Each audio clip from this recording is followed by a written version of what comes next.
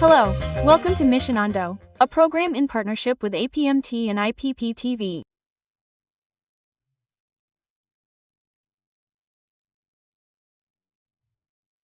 I am Ima Ben Castro, a missionary from APMT, and I am also here with missionary Kleba.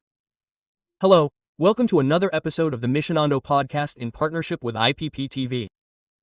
And today we are going to talk about missionary care, the importance of missionary care, the role of the church in missionary care, the role of the agency in missionary care, the missionary himself with his self-care, and also the mutual care of the team. And for that we have our guest here today. Welcome, Gessé. It is a great pleasure to be with you.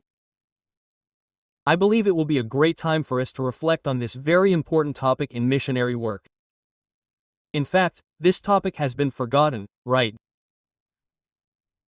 Over the years, but by the grace of God the church is waking up to this issue, and especially our agency, right? Investing in it, opening doors, creating a channel so that this can actually be done. That's right. And if you're watching us and following the other episodes of this podcast, you've seen that we've been talking a lot with our missionaries. Our guests are the missionaries, and today our topic is the need to take care of these missionaries. So for that, we have this missionary who also has a lot of experience. So, if you haven't liked it yet, haven't invited anyone, share it, like it, and stay here with us so you can also learn a little more and get involved in this missionary work. Maybe in a different way, right, Kleba? Because taking care of the missionary is also part of the missionary work, right? And here we're also going to listen to several practical tips on how you, as a church member, how your local church can get involved in this missionary care. And we're going to get to know our guest a little bit, Reverend Gessé Rios. He was a missionary for several years. So, introduce yourself a little bit to your family, your wife, and tell us a little bit about your missionary journey. So, my name is Gessé. For those who don't know me, right? Naturally not everyone knows me. I'm from Bahia. I was born in Mairi, a city in at the beginning of Chapada Diamantina, between Chapada Diamantina and Caatinga, in the Caatinga region. I belong to the Northwest Presbytery of Bahia, and I've continued to be a member of the same presbytery since I was sent to the seminary, and we worked in this presbytery. At the time, there was only one presbytery, Campo Formoso and Penoboeste da Bahia, which later split and became two presbyteries. I then stayed in the Northwest, but at the time it was Campo Formoso, and I worked with a local church there for about 6 years, in Senhor do Bom Fim, where our 3 children were born. I'm married to Yolanda. Yolanda is also a missionary, right? She worked among the Chavante Indians before we got married. She had a cross-cultural experience in Brazil with indigenous people. After we got married, we dedicated our time to working in a local church, with the purpose of making this church and our presbytery open its eyes to missionary work, especially cross-cultural work. By the grace of God, the church grew, developed, sent people to seminaries and Bible institutes. Today we have a group of brothers working in various places around the world, including outside of Brazil, as missionaries who were born in that church, right? They grew up there, were discipled in a way, and then trained for missionary work. So, in terms of family, I am the second of 9 brothers, a large family. Well, everyone walks with Christ by the grace of God, except for one who is kind of, right, like, but anyway, everyone is involved in the work of the church, leaders. One of them is a church planter in our region there, who is my brother Gilson, right, an elder. And so, we come from a family of Christian origin. By the way, I am the 3rd generation of Presbyterian believers in that region, because my paternal grandfather and maternal grandfather were the first to convert, right? And then they were converted. Then, other family members gave their lives to Christ, and today many of our family members are there in the work as pastors or missionaries, evangelists out there. Yeah, then this desire arose. You see, a large missionary family involved with the church. Then this desire arose to develop cross-cultural work. How did this transition happen for you? So, I went there before both Yolanda and I. We went to the Northern Bible Institute there in the 80s, 82, 84, and the goal was the mission field. We didn't even think about going out for cross-cultural work. Then in Holland we had that experience with the indigenous people, then we finished the institute. I went to the seminary on the advice of the presbytery, but the goal was always to go to the seminary, study theology and then serve in missionary work. Well, but at the time, the presbytery issued a rule, right, that it would not give a session letter to any presbytery worker, trained by the presbytery, to serve in another field, in another area, without having at least 2 years of experience at the presbytery level. So, we had to go back, instead of following the plan of going to the mission field, go back to the church, to the presbytery and work in a local church, which was very good in terms of gaining experience.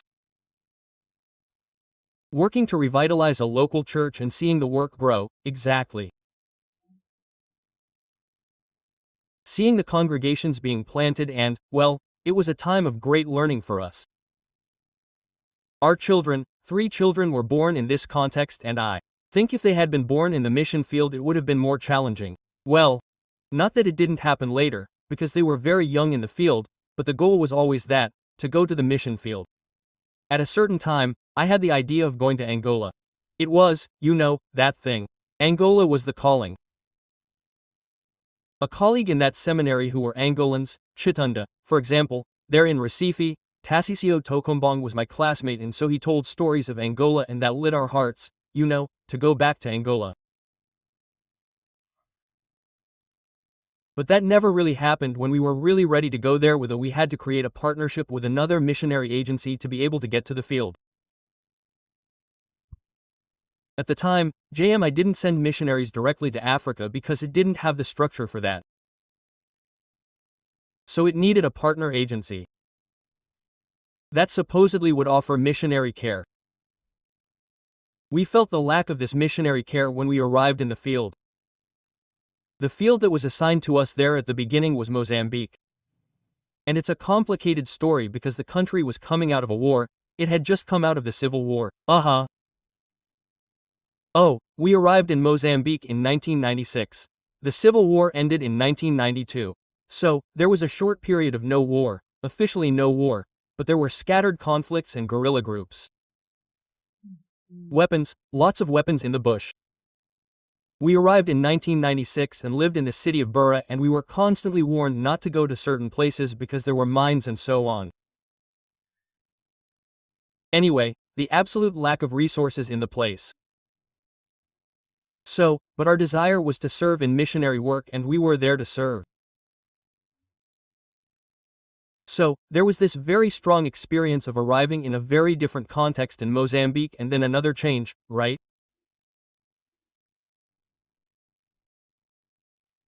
So, the biggest issue when we arrived in Mozambique, we went through this experience of transculturality at a time when we didn't have access to the internet. There was no way to do prior research, there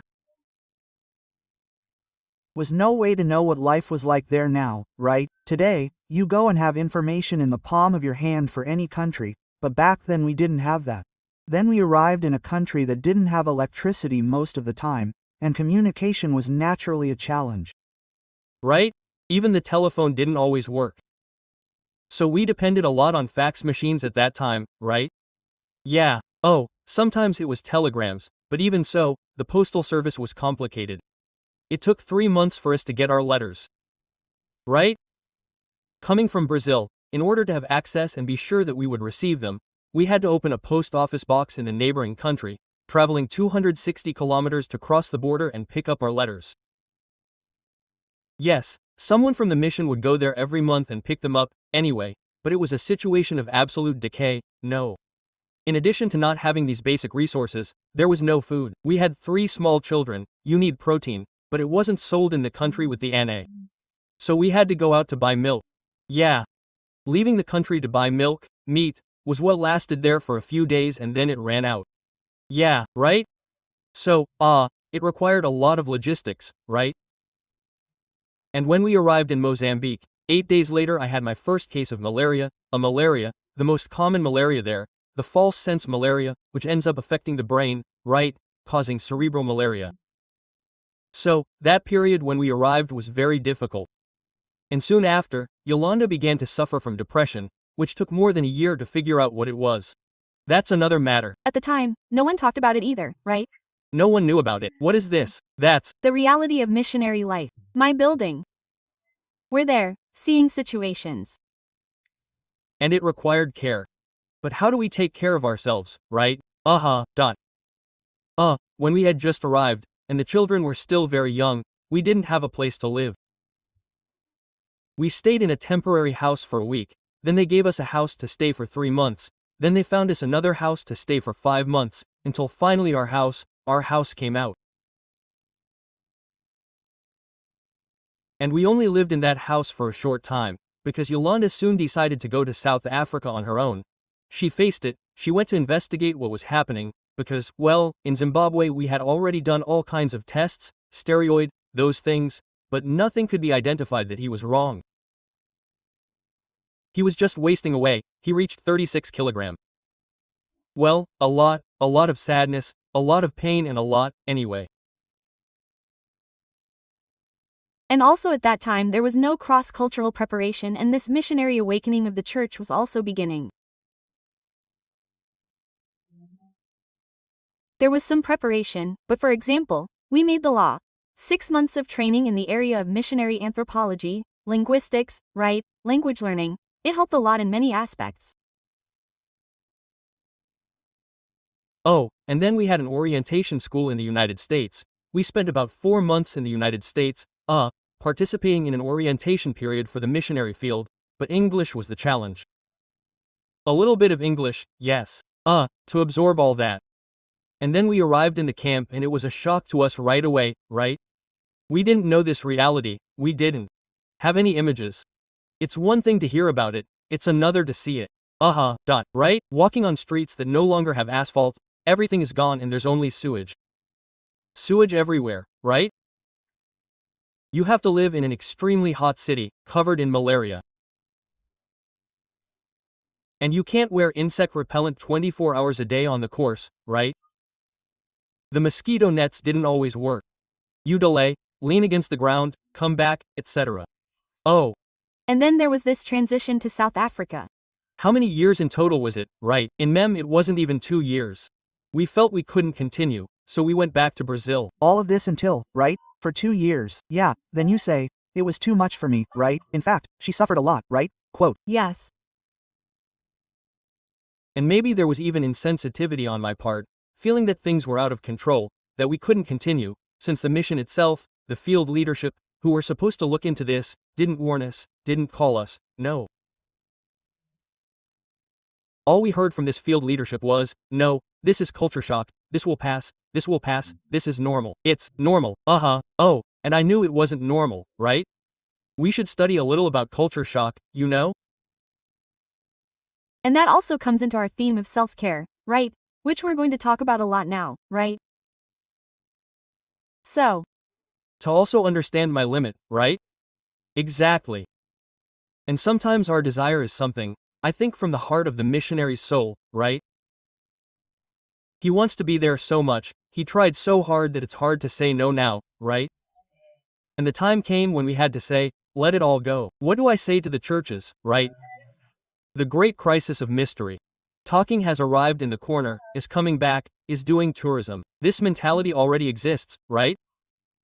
Oh, but thank God, well, thanks to Yolanda's initiative, practically by her own strength, we didn't have the strength, she found the strength to do it.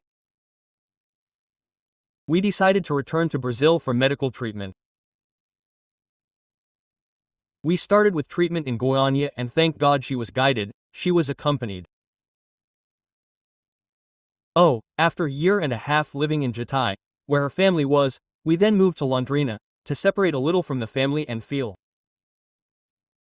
So, we stayed in Londrina for 2.5 years working with this mission and as a partner. And then the opportunity to return to Africa arose. I no longer considered it, I was already thinking about returning to my presbytery, a stopgap.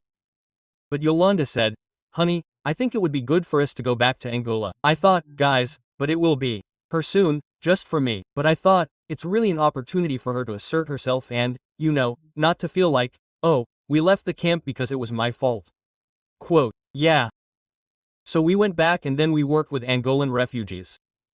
I always wanted to go to Angola. I was a parent. We worked with many Angolans. Many, most of them children. So, what was happening in Angola during the war?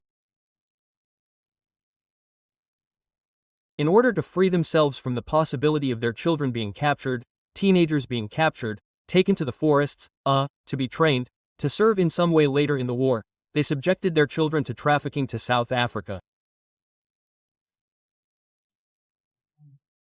Using coyotes and sometimes children. We worked with many children, yes. Whose parents stayed behind.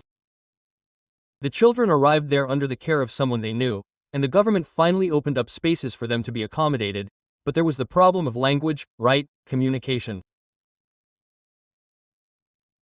So, we had the opportunity to work with this group and saw it as an opportunity to create a project. The PNT then supported us in creating a project that we called CSEP, Christian Social Transformation. HHH Empowerment Project. The idea was that we would help these people to be empowered in some way, teenagers and young people, so that they could get some work, to be able to survive and so on.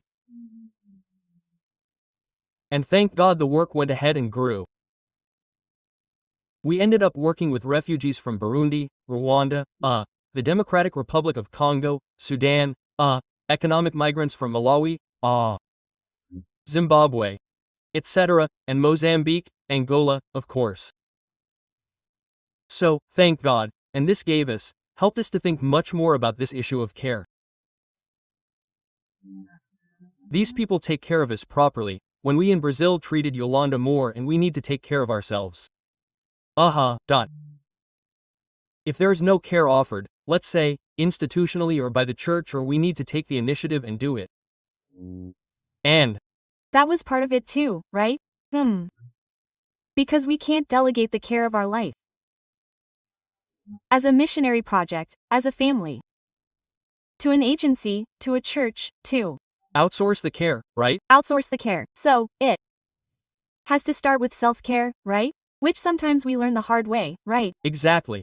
Paul himself, says to Timothy, take care of yourself. The idea, although Paul is referring much more to the doctrinal issue, is to take care of your testimony, take care of your devotional life, and I understand that Paul is also pointing to practical issues of life. Of personal care. It's so much that they immediately give the following, 1 Timothy, chapter 4, he immediately says, take care, have some wine, because of your problem. So, there is a concern about health, there is a concern and we cannot look at life or at ourselves as missionaries, as if we were made of iron. Beings full of power, right? As if we were a different being from the beings who stayed here in Brazil or in our culture, infecting our physical and emotional weaknesses, right? Timothy, the stomach. So take care of your stomach. Take care of your things as you are living. Even because if you are not well, how do you take care of others, How are you doing? I ask for your testimony. We sometimes see missionaries like that, and I did this too. You arrive in the field, you put your foot in it and you want to do the thing and, because that's what you went there for.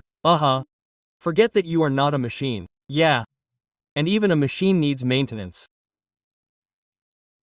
You need to subject yourself to these limits that sometimes you don't even care about knowing these limits, but it is important that we identify the limits. Identify. I believe that this is a word like missionaries. The person has to work on this word like that. For example, not everything that irritates you irritates me, but it is true. I need to be careful with what irritates me. Yeah.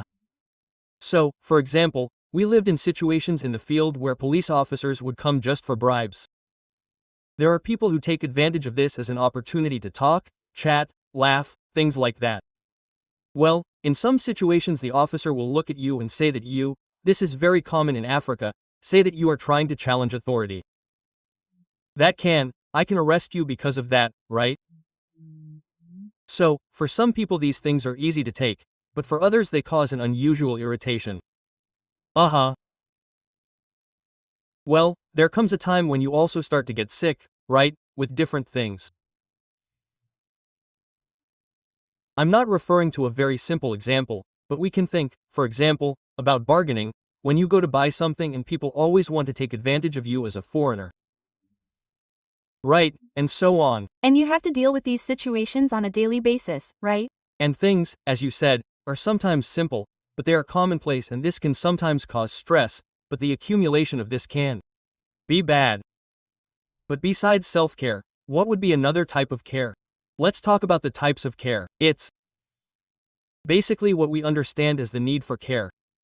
Self-care, in fact, comes first, the care of God. The missionary cannot go to the field without being aware that he is being cared for by the Lord.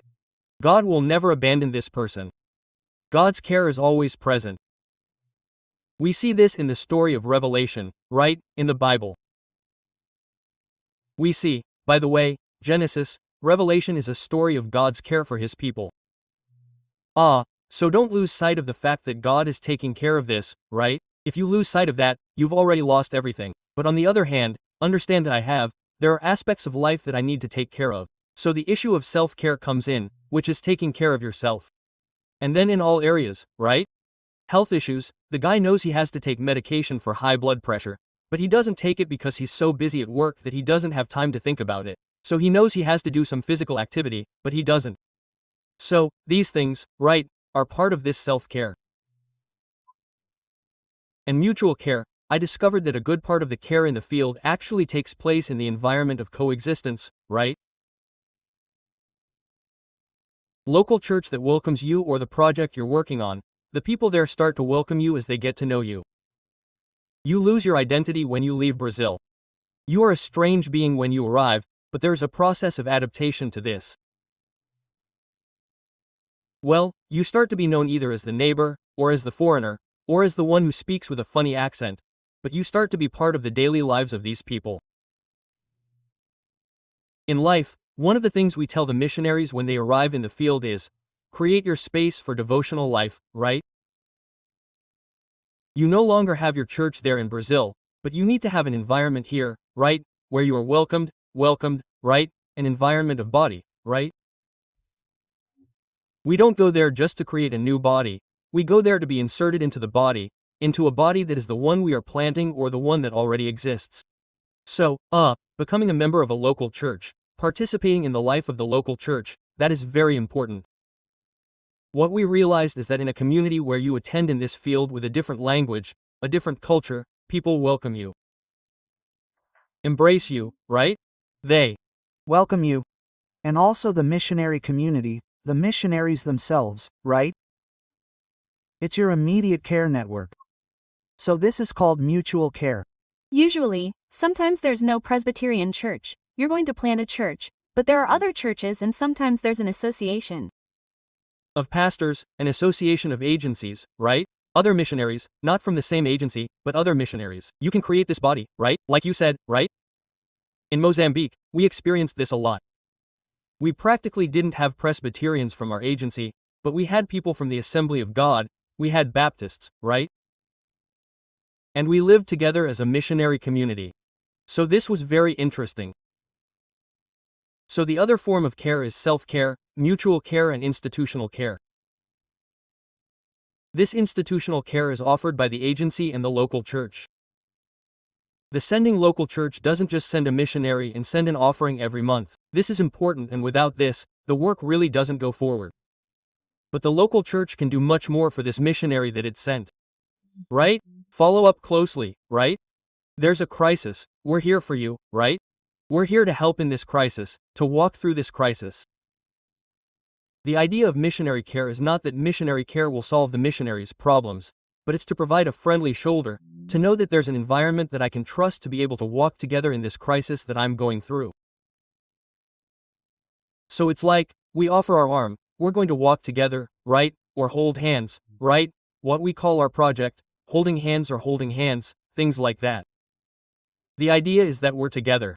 You see that there's someone to count on, right? Sometimes it's not even a specific or very big action, because often when we think of care, We think of something very grand, but as you said, sometimes it's just for the missionary to know that the church is present, that the church is on their side, that the church is walking together, right? Ready to listen, right?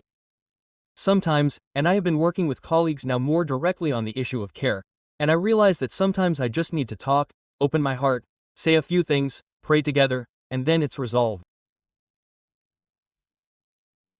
I remember an experience when I was in Paraguay too, when we were going through a very dry time, with a lot of pressure, and we were working with the school, the church, the congregation, and the team. And then we were like this, I was very exhausted. And then I received a package with a bunch of letters from safes and children. Wow! Guys, I said, God. And before I started reading, I started crying because I needed to cry. I Needed to cry, dot. And then I started reading these little letters, saying, Lord, I can't pray, but listen to the prayers of these people who are sending this letter.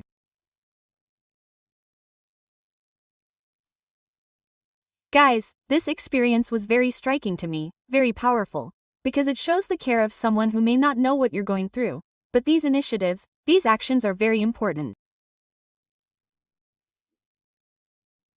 Nothing around me has changed, but I have changed. That's It changes your attitude, huh? Sometimes, like I said, sometimes the church beat shows up. Oh, no, I'm something so simple, so small, but what we did was draw. A little picture there, drawing me there with the children. Yeah, it's fantastic. It's interesting how much the lack of this type of relationship contributes to many colleagues not staying in the field. That's when you face a crisis, like you are facing. Let's say you go through this crisis, they're dry, and this crisis repeats itself throughout the year. There comes a time when you can't take it anymore, right? So, in fact, this is important. These actions, right, of the church, practical actions, and, as you said, right, back in the 90s there weren't so many things. Today we have many easier ways to communicate and to be close to the missionary that we can use these tools, right, to be closer to the missionary, right? So, you look at the history of missions and you will see, for example, missionaries who were sent to the field, they were sent to go and die there, right? Some took the coffin. On the ship. As Mr. Azor used to say, right? Burn the ships. But that's how it was, because that's what existed, right?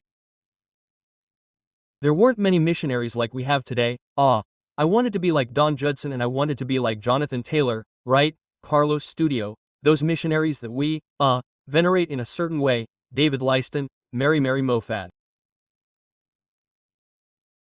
You think like, those people, that's a model. Go investigate the lives of those people. They had tremendous struggles. Many of those people had very serious emotional problems. People with mental disorders, right? Carlos Eastus himself was one of them, right? Of them. In other words, why weren't they careful back then? Because there were no tools. Today we have tools. So, it would be negligence on our part, having the tools we have at our disposal, not to offer them to our missions. Companies offer them, armies offer them, firefighters offer them. Why don't we offer a debriefing, for example, something that didn't exist in the past, but now we do? So, the idea is to use these tools for the good of the gospel, for the promotion of the gospel, for the well-being of our colleagues who go and pay a high price. It's not such a cheap price, right? Or sometimes what Emma said about outsourcing happens. Oh, no, the agency, he went through the agency, so the church doesn't need to do anything because the agency is taking care of him, right? And we outsource this, but then I would like to hear, perhaps, some practical tips, like, of what the church can do, and not only the church as an institution, but the common member who is listening to us, who is watching, saying something like, no, what can I do too, right? Like in the case that Emma told, right? Maybe mobilize the SF and the CP to write a little letter and send it to the missionary, right? I don't know, a few days. No, the Emma example is already one of those, right? We had an experience, for example, I don't remember the exact year, but I believe it was 2004 or something like that.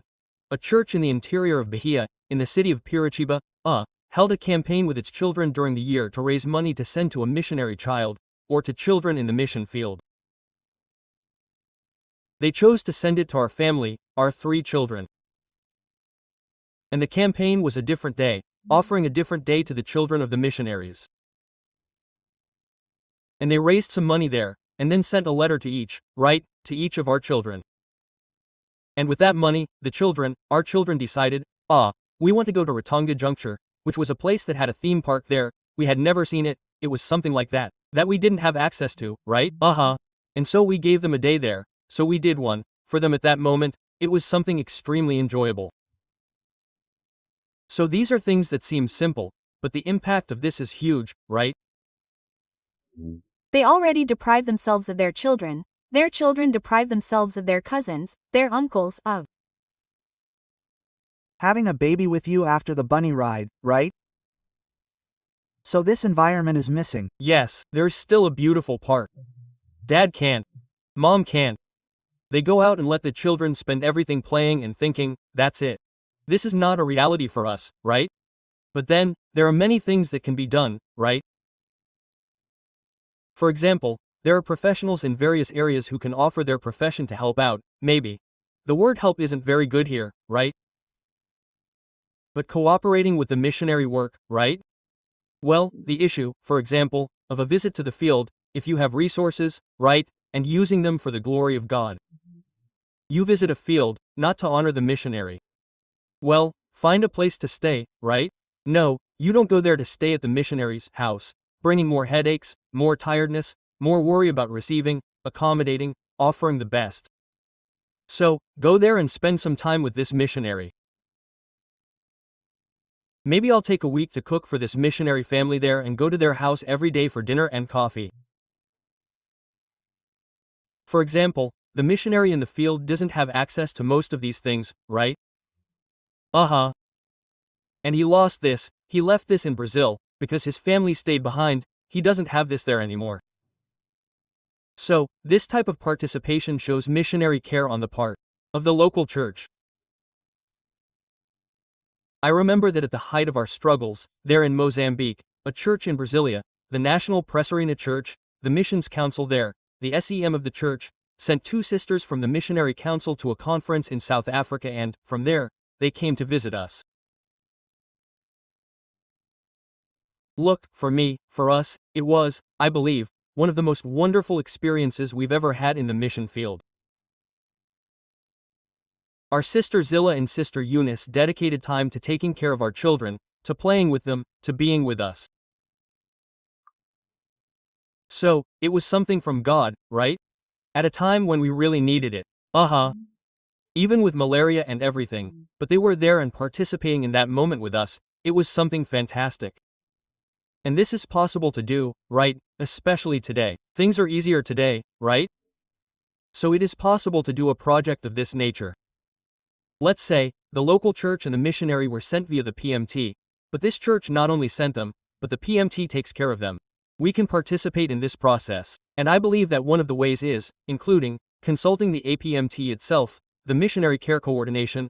How can we, here at Church X, who sent missionary so-and-so, the family to such and such a place, participate in the care of that person there? And then, the guidance will certainly come in a more targeted way, right? Yeah, now I think I'm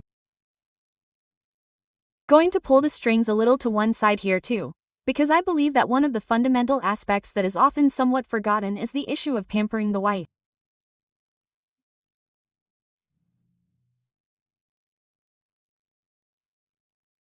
Because I see it this way, women are like this by nature. We serve our families, we serve in the fields, we serve everywhere, and sometimes we don't have the resources to go to a hair salon, to buy a blouse, to buy a pair of shoes.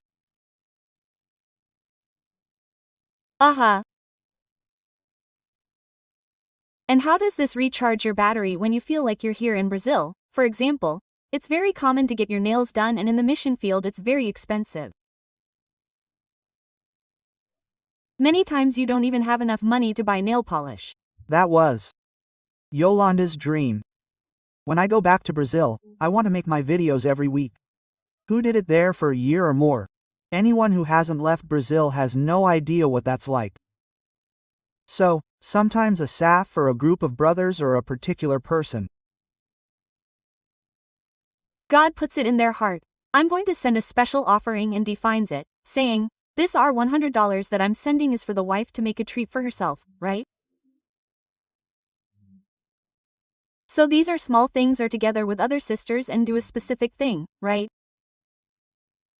I believe that these are small actions that change the day of the missionary who is there representing us. Another very interesting action that I heard that Masaf did was this issue of the birthday cake.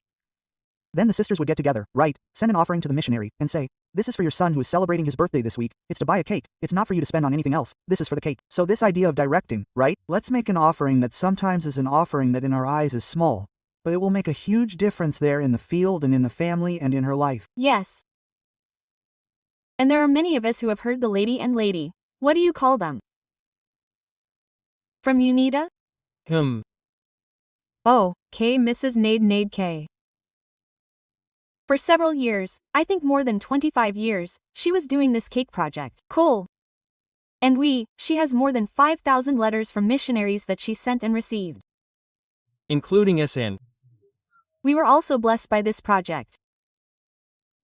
So these are small initiatives that are worthwhile and leave a mark on the missionary's life.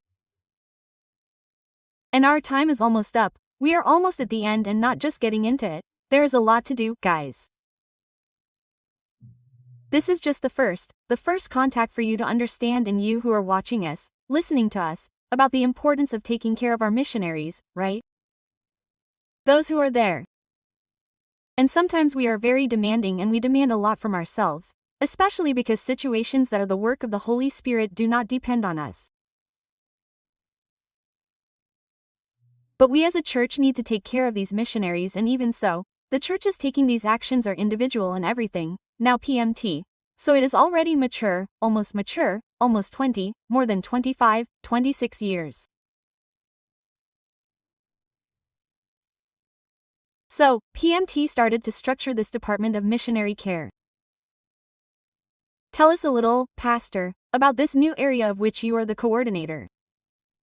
So, the coordination of missionary care is actually not just a department, it is a coordination of actions, right?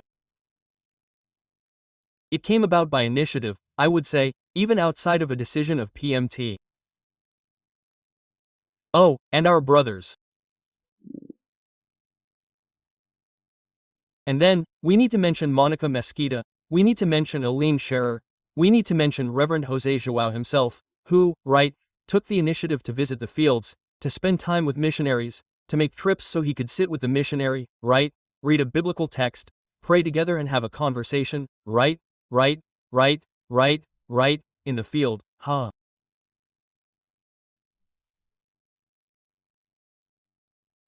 These initiatives brought many palliatives, helped in many ways, but we still felt the need for something more structured, more intentional, more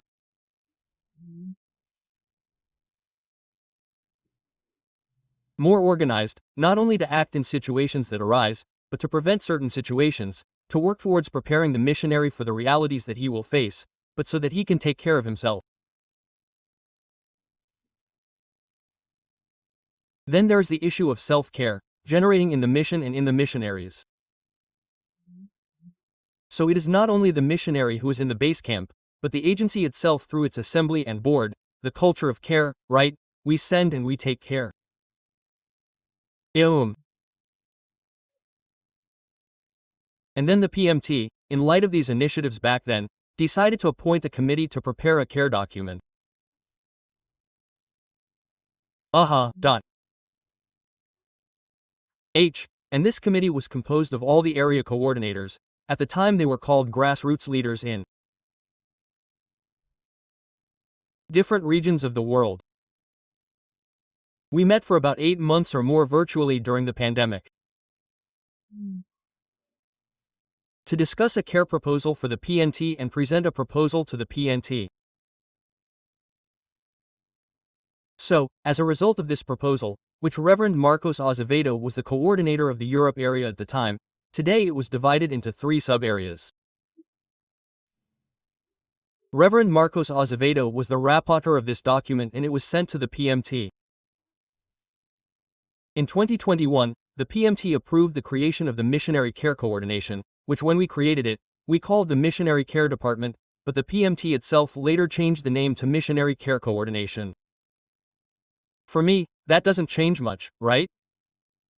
Well, missionary care needs to be done, but there was no one to move the project forward.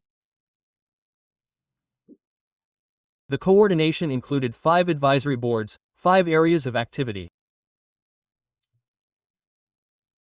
Oh, and at the time, when it was approved, someone was needed to take on the general coordination. And then in 2021, 2022, such and such did not appear.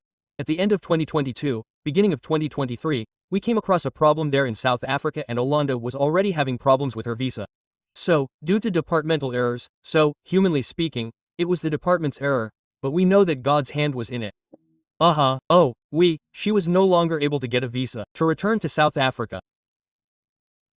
I still had a visa. I returned only to close the time there at the beginning of 2023, hand over the house, get rid of things, and finally, say goodbye to our work. But I already planned to return to my presbytery for a leave of absence. That's when the PNT said, "No, you're coming back, but we wanted you to serve in this area." At first we were very reluctant. We asked for some time to pray. We put the subject to some brothers who have been with us throughout our lives to pray with us, and everyone agreed that we should, use our field experience to also contribute in this area. And, finally, we accepted the challenge, and here we are coordinating this work with a wonderful team of advisors.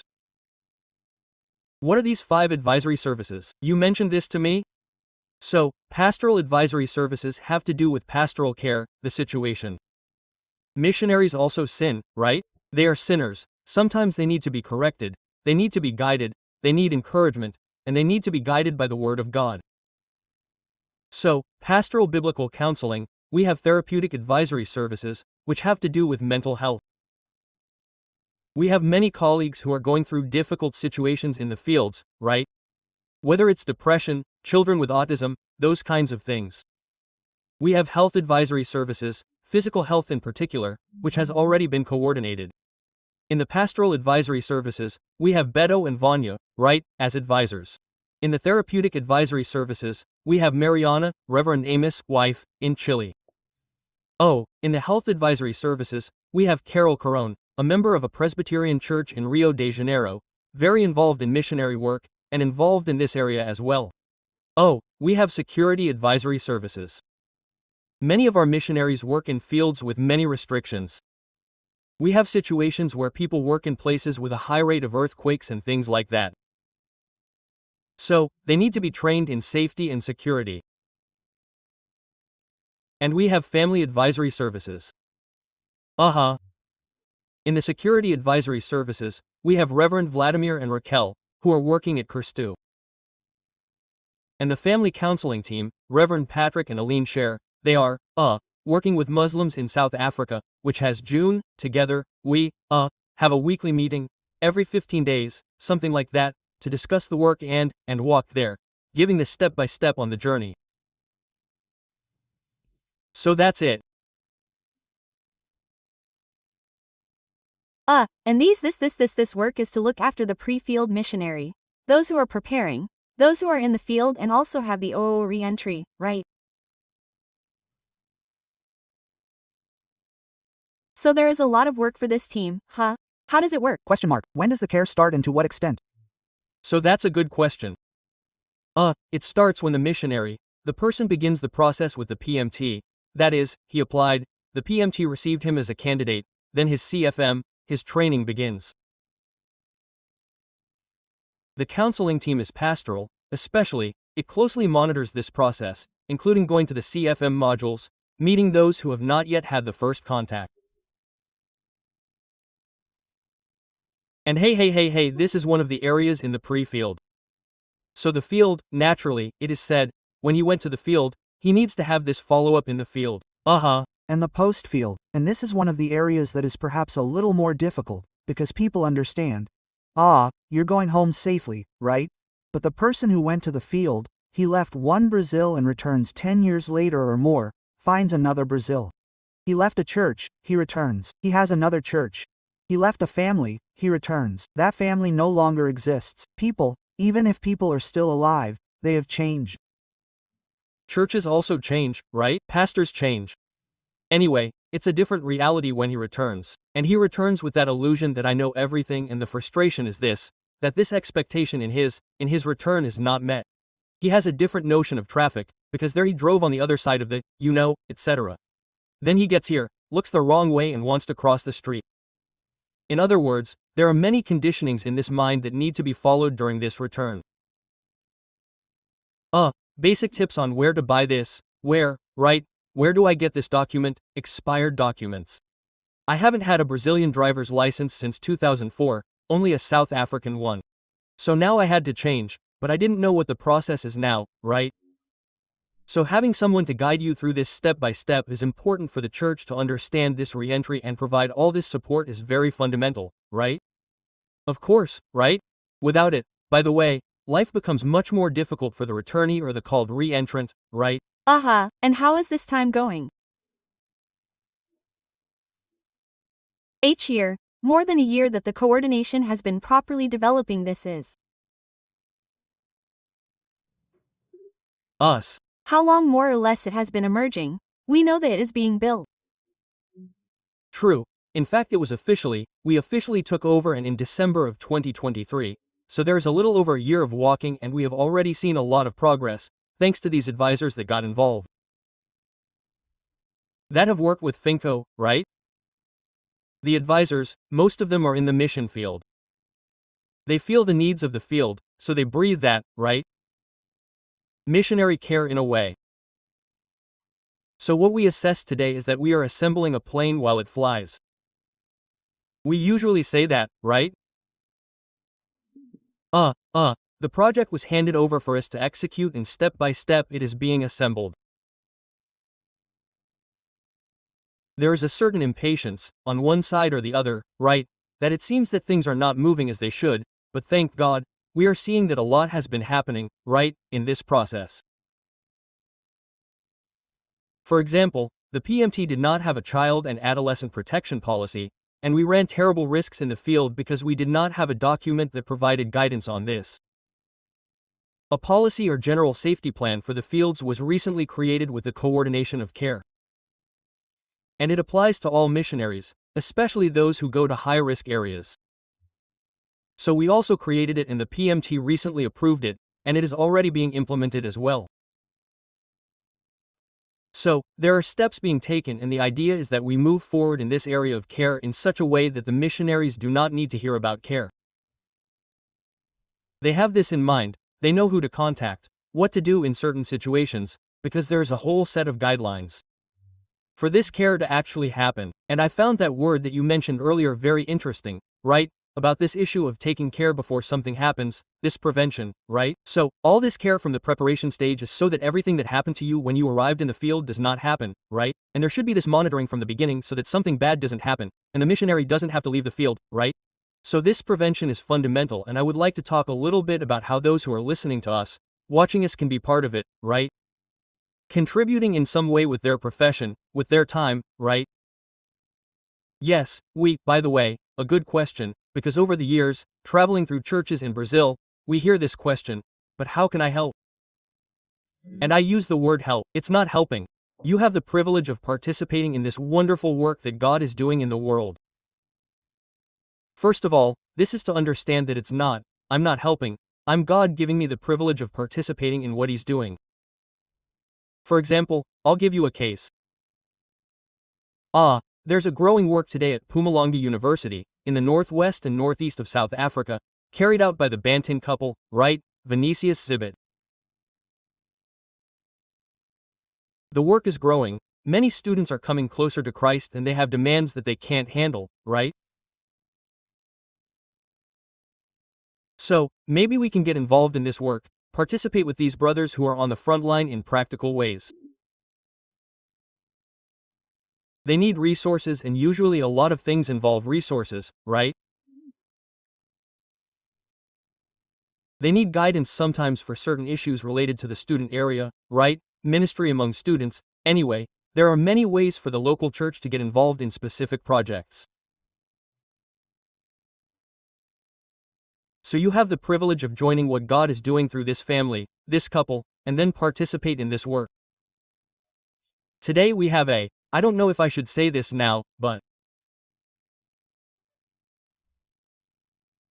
with a survey, actually, a form available in the CCM tab at APMT, where professionals, the idea was to reach Presbyterian churches. We have received responses from several other churches, local people offering to serve missionaries in the mission field.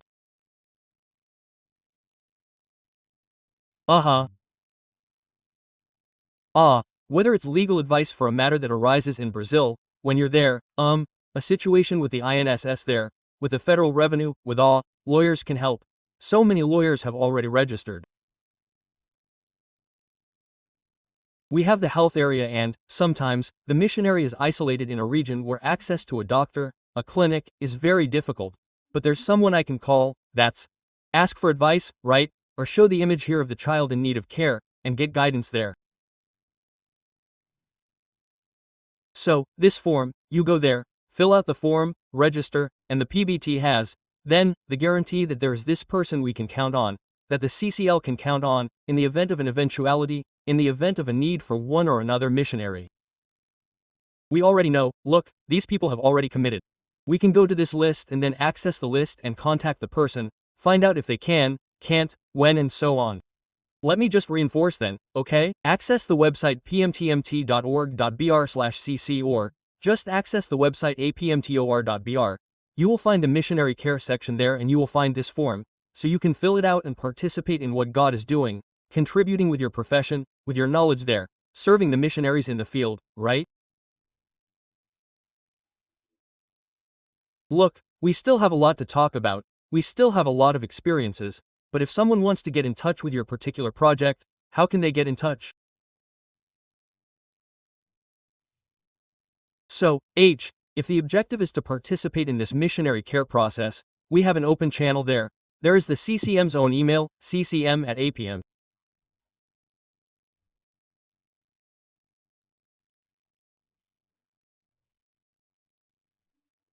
So, again, CCM APMT and we will give you the referral, right, or start the conversation, but I believe that by filling out that form, you have this desire to participate in the missionary work as a caregiver, right, let's say, and just register there, you will be part of a network that we call the Missionary Care Network, RCM.